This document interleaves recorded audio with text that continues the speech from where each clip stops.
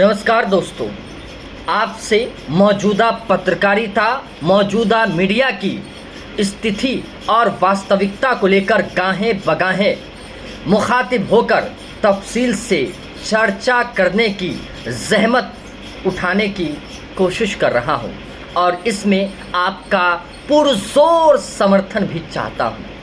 आज हमारे देश में पत्रकारिता की स्थिति क्या है, इस पर चर्चा करना चाहता हूँ, गंभीर चर्चा करना चाहता हूँ। हमारे देश में आज की पत्रकारिता ने हमें सांप्रदायिक हिंसा में झोंकने की कोशिशें की है।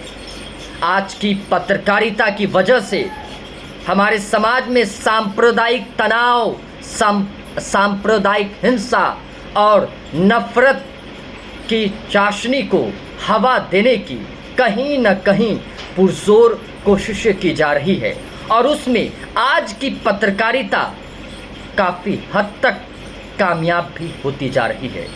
इसकी वजह से हमारा लोकतंत्र पूरी तरह से प्रभावित हो रहा है।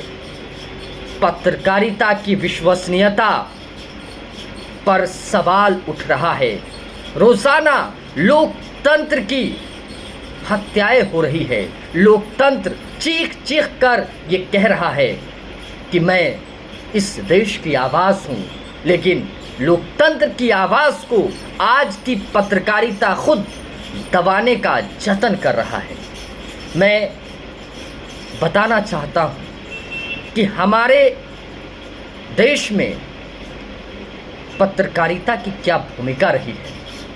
अगर मैं गलत हूँ तो आप मेरी आलोचना ज़रूर करें, लेकिन मैं आपके सामने गणेश शंकर विद्यार्थी की बात करना चाहता हूँ। गणेश शंकर विद्यार्थी एक ऐसे आंदोलनकारी, एक ऐसे क्रांतिकारी पत्रकार हुआ करते थे जिन्होंने अंग्रेजी हुक्मरान को अपनी कलमे से पूरी तरह से हिलाकर रख दिया था। अंग्रेजी हुकूमत की जड़ें पूरी तरह से हिलने लग गई थी और गणेश शंकर विद्यार्थी की पत्रकारिता और प्रताप से अंग्रेजी हुक्मरान की पैरे तले ज़मीन खिसक गई थी। दोस्तों, आज ज़रूरी है लोकतंत्र की हिफाजत करने की, आज ज़रूरी है लोकतंत्र की रक्षा सुरक्षा करने की। इसीलिए आप हमारा समर्थन कीजिए, तायीद कीजिए, आगे बढ़कर मेरे हौसले को बुलंद कीजिए। मैं आपको गणेश शंकर विद्यार्थी के बारे में कुछ बताना चाहता हूँ।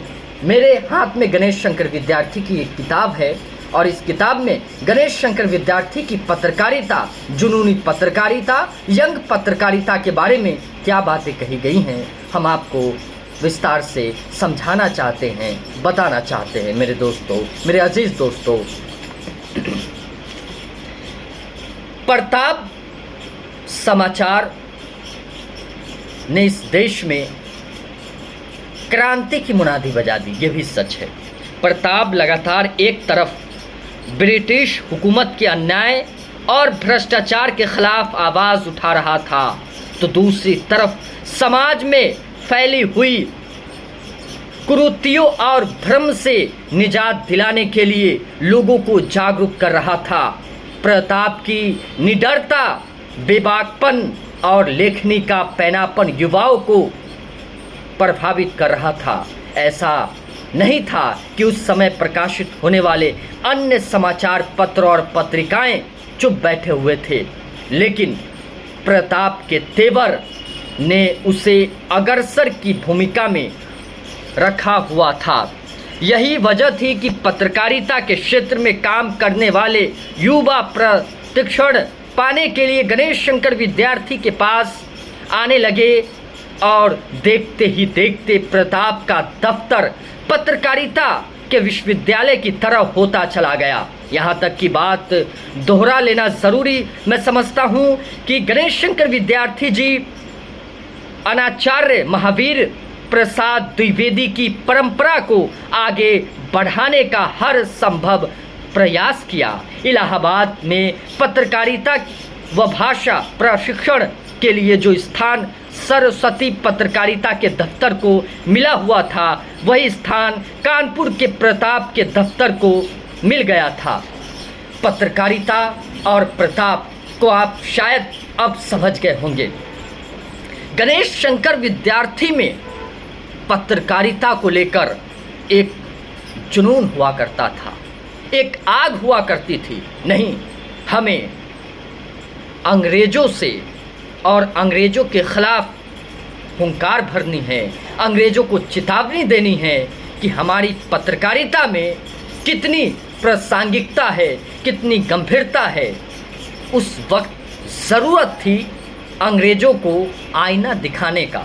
आज माफ़ी चाहूँगा, आज मेरे दोस्तों बहुत ज़रूरी है सत्ता की नाकामियों, सत्ता की खामियों और सत्ता द्वारा लिए गए गलत फैसलों के खिलाफ आवाज़ उठाने की, लोकतंत्र को बचाने की। हमारी पत्रकारिता में 3 चीज़ें बहुत कॉमन है, बहुत ज़रूरी है। पहला नागरिक, दूसरा स्वतंत्रता, तीसरा संविधान। ये 3 चीज़ मिलकर एक पत्रकार की स्थापना होती है। और एक पत्रकार अपने मूल्यों, अपने सिद्धांतों से कभी समझौता नहीं कर सकता। अगर कोई पत्रकार अपने मूल्यों, अपने सिद्धांतों से समझौता करता है तो वो पत्रकार नहीं है, वो पत्रकार हो ही नहीं सकता। वो दरअसल पत्रकारिता और पत्रकार बनने की नुमाइश कर रहा है, समाज को धोखा देने की कोशिश कर रहा है। मेरे अजीज़ दोस्तों, आपको एक यंग पत्रकार को समर्थन देना न सिर्फ वाजिब है, बल्कि आपकी जिम्मेदारी बन गई है। अगर हमारा लोकतंत्र सुरक्षित है तो हम भी सुरक्षित है।